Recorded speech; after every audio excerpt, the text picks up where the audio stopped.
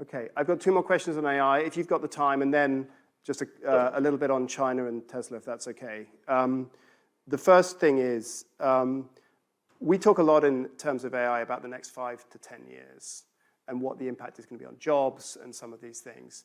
If you look out on a much longer time frame, given the speed and scale of the change, and you look to your grandkids and great-grandkids, can you just give us a sense of what it's going to be like to be human? How much is this going to change the fundamental nature of how we operate as a race at this point?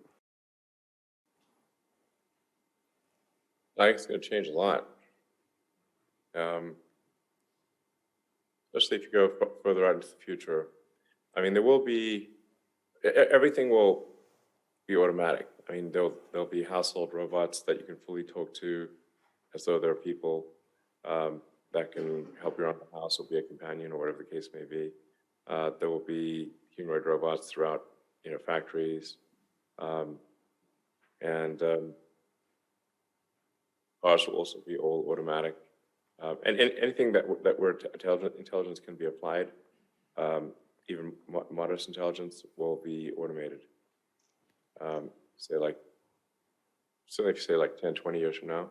And will we be connected to that technology through a Neuralink type device? Maybe. I mean, is that where this, in your view, obviously, is that where this heads?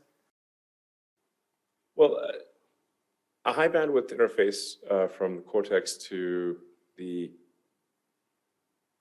so your sort of computing or AI tertiary layer, which already exists. It's just that we don't have a high bandwidth connection. We've got our limbic system, which is our sort of foundational element. That's sort of our instincts and desires and whatnot. Then our cortex on top of that, which is our thinking part of our brain.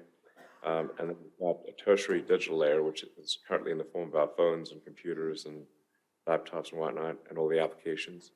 And the constraint on better, a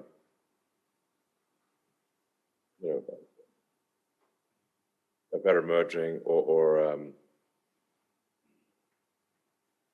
the constraint on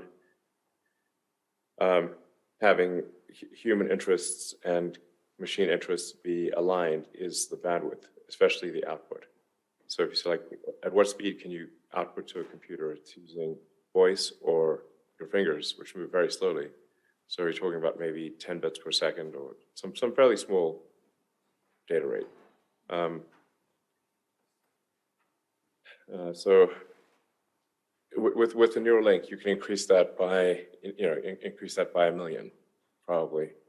So everything just speeds up. Speeds up, yeah. Okay.